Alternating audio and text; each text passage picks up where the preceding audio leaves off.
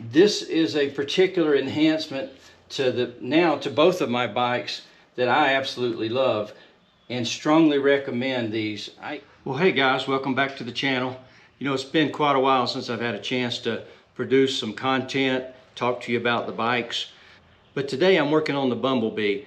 I'll put a video link up here somewhere for you to click on, show you the enhancements I've made to the Black Pearl. But there's one particular enhancement that I really love on that bike.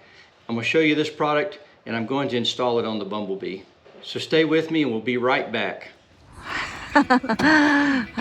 It's too cold in the early morning. Okay, baby cake. Climb on. So one of the things that you've heard me rave about has been the Ciro 3D extended floorboards that mount to the frame of the bike. And I've loved them so much that I want to add them to the Bumble Bee. I've got the traditional highway pegs on the Bumble Bee. You know, they've served their purpose over the years, but this product, in my mind, is just leaps and bounds better and much more comfortable for long distance touring and the casual run to the ice cream shop here in town. I bought these a number of months ago in the winter time. I just haven't had time to break them out, put them on the bike. But you know, I'm riding the Bumble Bee back to work and I wanted to add these. So let's pull them out of the box and show you what I installed. You know, on the Black Pearl, I actually had the Adam Sandavol style boards, but the same type of frame mounts. So what I've got here is the standard floorboards or extended twin rail boards. I think the twin rail is what's typically on a Streetglide on the standard pegs and the standard floorboards. So that's what I bought for here. So here they are, the twin rail floorboards. So let's pop these bad boys out.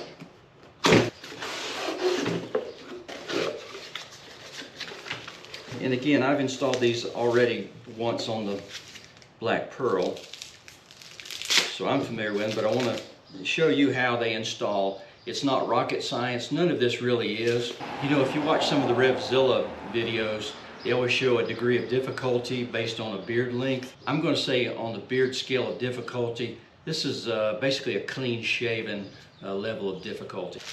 All right, so we've got the twin rail style floorboards that we can mount, and I'll show you that installed shortly. Ciro 3D, they always show color instructions that are, I think, much more readable than what you might get with, you know, even a standard Harley option. It's all in black and white, hard to read. And even custom dynamics instructions may, I don't think, stand up to what the Ciro 3D does. They're a little bit heavy. So these should be all in black to go along with the black accents that I put on the Bumble Bee. Okay guys, let's bust open these frame mounted peg supports or footboard supports. They come in a standard length, and that's what I've got on the Black Pearl. They also come in an extended size. The ones I have on the Black Pearl are plenty long enough and comfortable for me. I guess if you're in the 6'6" range or taller, you may want something a little bit longer, but these are good for me.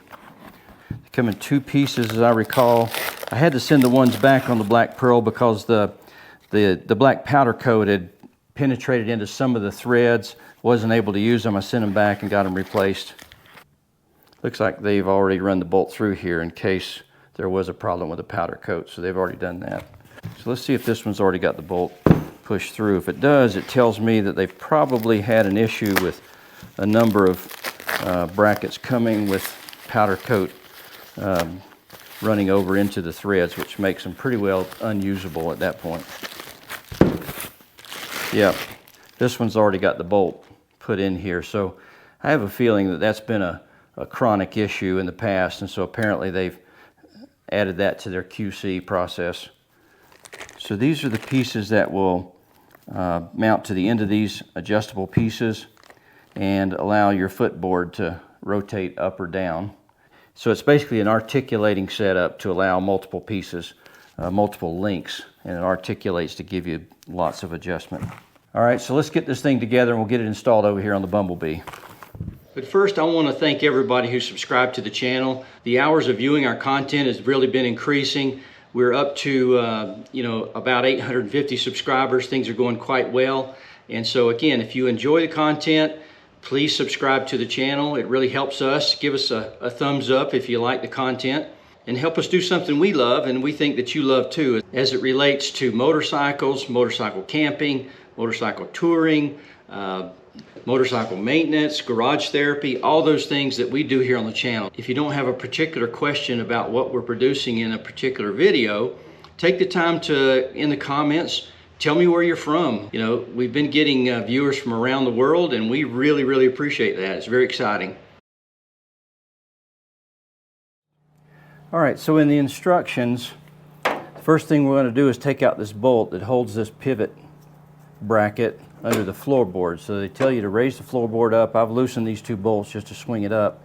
And then we're going to take this front bolt out. I'm over here on the left side of the bike where the jiffy stand is. I'm going to take this bolt out. This particular bracket here is not going to be used anymore because the new floorboard mount, extended floorboard mount, is going to take its place. Okay, it'll serve two purposes: support the front of the floorboard and to support the extended floorboard out front. The newer bikes, I think 2017 and newer, the frame is threaded for this bolt here. There is no back nut on it, but on this bike we're going to save this nut and bolt.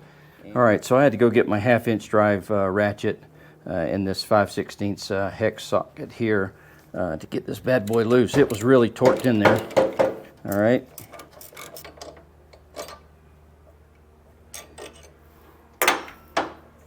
Got a 3/16 hex socket here. We're going to take this one and we're going to remove this front pivot nut and bolt here.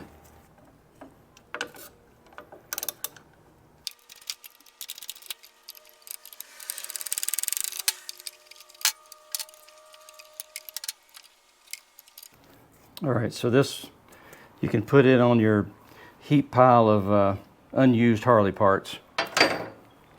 We'll save this bolt. All right, so we also have to take off this 5/16 bolt here, which is the bottom bolt that holds the jiffy stand bracket on.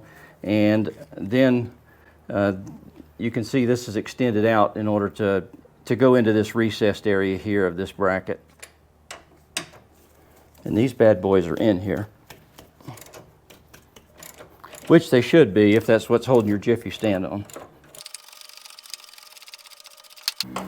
All right, let's clean it up a little bit. There's a lot of years of grease and grime in here. Okay, so now we can put on this left side floorboard mount. And so we'll do that with the same bolt we took out here. And I'll get that started. All right, I just got it snugged up now. I'm gonna put this pivot bolt back in up here, and then we'll tighten it down, torque it up to spec. I've got these lower fairings I've added to this bike. You know, when I bought it new, sure makes it a little bit difficult to work in this area.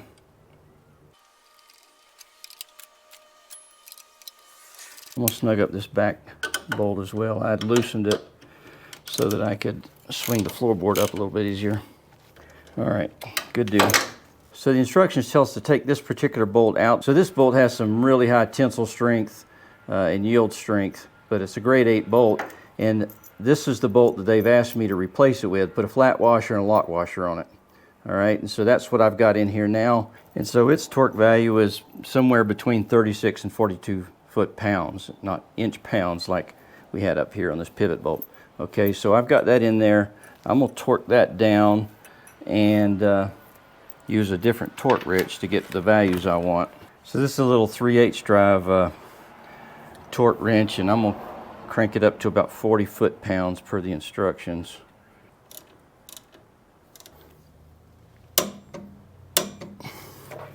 All right, we got that one to 40 foot-pounds. And the front bolt, same torque rating, but here we're using the original bolt. So we'll use the same torque value, 40 foot-pounds. Okay guys, so the next thing the instructions tell me to do is to assemble the arm and the little pivot piece here that the actual floorboard is going to mount to, or highway peg, whichever you've decided to use. They are a left-hand and right-hand piece.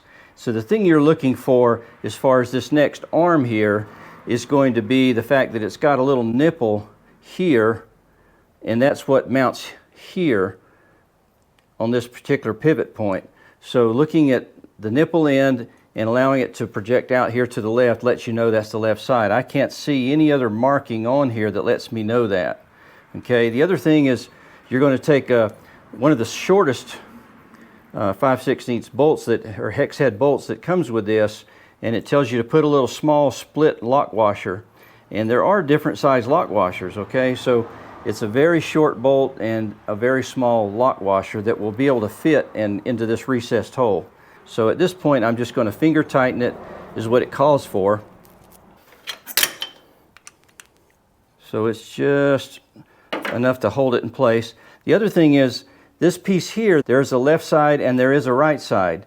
And the way you know the difference is there's a little chrome spring-loaded piece in here, and that's going to be up on the top. And on the other side, again, it'll be on the top. So that's how you know that a left and a right side, okay? So you may assemble it once or twice before you get it right. All right, so here's the bolt that I was telling you once before. When I was putting the black pearl together, I had threads in here that were just ruined because of the powder coat, and they weren't chased out before they sent me the product. So these came with this particular screw installed. So there's no doubt in my mind they've had trouble with this in the past. All right, so they got a little smarter and they got better quality assurance and quality control staff to chase those threads out, put the bolt in before they ship these units. My guess is they got a lot of these returned. Now I can see there's a slotted place here, and that's why you've got that little nipple there to give you not only just the teeth here, but a really deep tooth that recesses deep in there to hold it at a particular position. The other thing you'll notice is this new bolt they've provided here is a different thread than this thread. This is a much finer thread on these particular bolts. Place the lock washer back on that bolt, and then we'll get it started here and just get it started and finger tight. All right, so we've just got that just a little loose, and when we get on the bike, we'll get it adjusted to suit me. All right, so. Much later. Well guys, from the last time I started this install until now, Roxy and me, we just took a 1-week trip over to Mount Rushmore. We loaded our black pearl up here, took it over there, did a 4 or 5 days of riding, and we'll share some of those videos with you here real soon. But you know, I had to order some more parts. You know, this piece was missing with the kit that I had previously bought. Had to send that back, order a kit that had this piece mounted to it. For some reason, they sell it both ways. So that killed me for a week, 10 days. But like I say, I put it to good use. Took the bike over to Mount Rushmore area. We were around Sturgis. Well, Roxy, I think this is probably one of the most iconic views. We went over to Devil's Tower, had a great time riding. I think I paid $65 for a National Park Pass for lifetime. All right, there we go. What a view. We rode through Sturgis just, you know, 2 months prior to the actual rally. Leather shops, tattoo shops, and plenty of beer drinking shops. Saloons, scantily clad young ladies, and all that kind of silliness. We rode Needles, we rode Iron Mountain, we rode Custer State Park.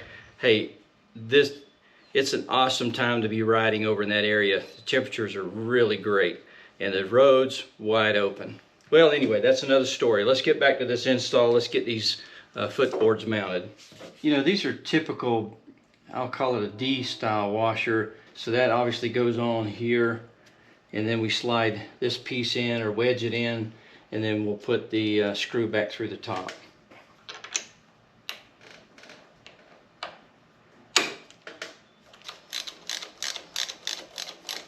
And so now once that pivot screw has been installed, then it's just a matter, again, this is still loose. It's a matter of sitting on the bike, maybe with some help, and just trying to line this thing up to suit you, right? To fit your riding style.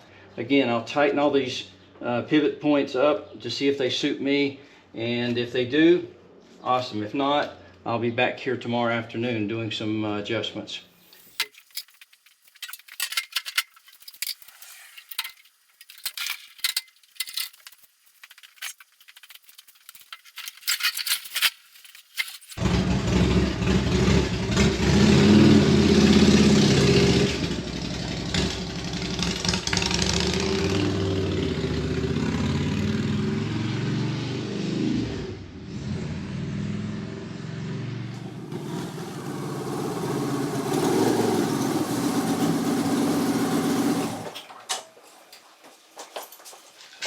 Well guys, I need one more adjustment. They're a little bit too high. I'm just going to lay them down one click.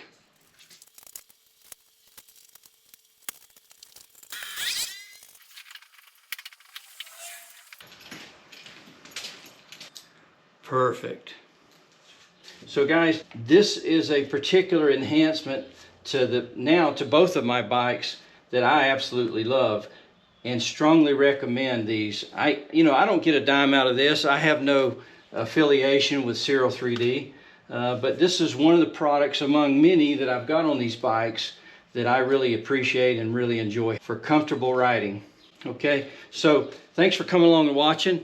I'm going to be putting out some new videos based on our trip over to the Sturgis area this past Memorial Day week, and share, again, multiple things related to the area, the different rides, Custer, Needles, Iron Mountain, and don't forget Devil's Tower, my favorite, okay? So the next series of videos that you see, me and Roxy, y'all come go with us.